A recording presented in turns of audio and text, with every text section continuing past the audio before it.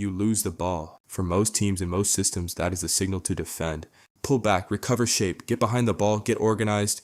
These are the instincts the game has trained into players for decades. For one specific style of play, losing the ball is a different signal entirely. It is the signal to attack. Gegenpressing is the idea that the moment immediately after losing possession is actually the single best moment in the game to win it back. Not because it is the easiest, because it is when the opponent is most vulnerable. Because the seconds right after the ball changes hands are the most disorganized seconds in football.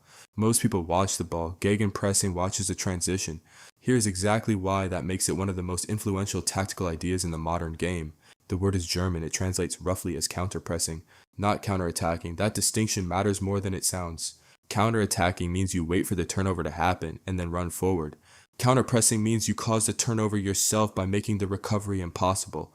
The instruction is simple. When you lose the ball, do not retreat. Swarm the ball immediately.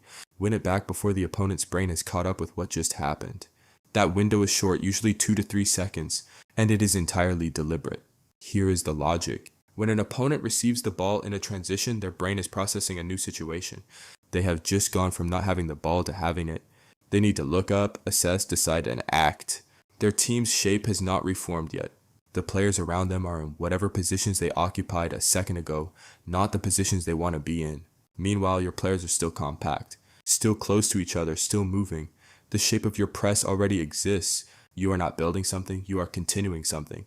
That is the asymmetry gegenpressing exploits. The mathematics of it are not complicated. Winning the ball back in the opponent's half means you are already close to their goal. Your attack starts from 30, 20, sometimes 15 meters out, versus winning it back deep and having to travel the length of the pitch. The difference is not just distance, it is time. It is options. It is the number of defenders between you and the goal. Win the ball high, everything that follows is easier. Here is what it looks like when it works.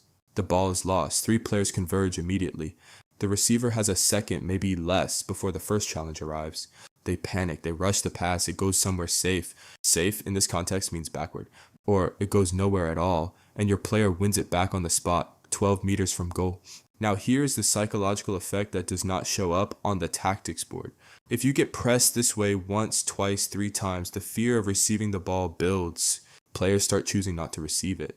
They wave it away, they let it run, they decide the ball is someone else's problem. And a team that is afraid to receive the ball is a team that has already lost its shape without being pressed. Now here is the cost, and there is a cost. Gegenpressing is physically the most expensive tactical instruction you can give a football team. It is not one player pressing, it is every outfield player pressing every single time the ball is lost. Not in some situations, every time. The energy demand is enormous, the fitness requirement is non-negotiable, and fatigue arrives faster than most tactical systems allow for.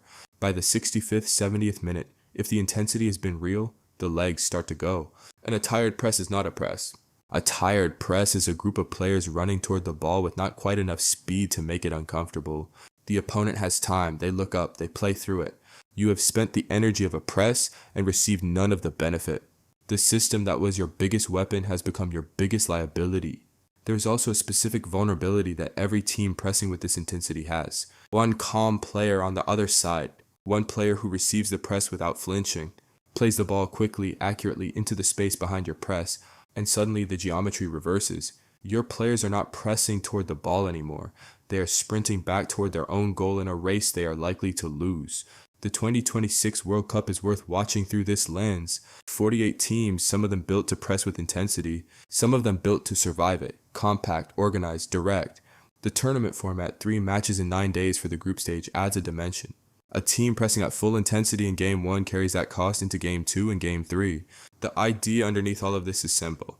Football is won and lost in transitions, not in possession, not in shape, in the moment when one team has the ball and the other does not yet know it.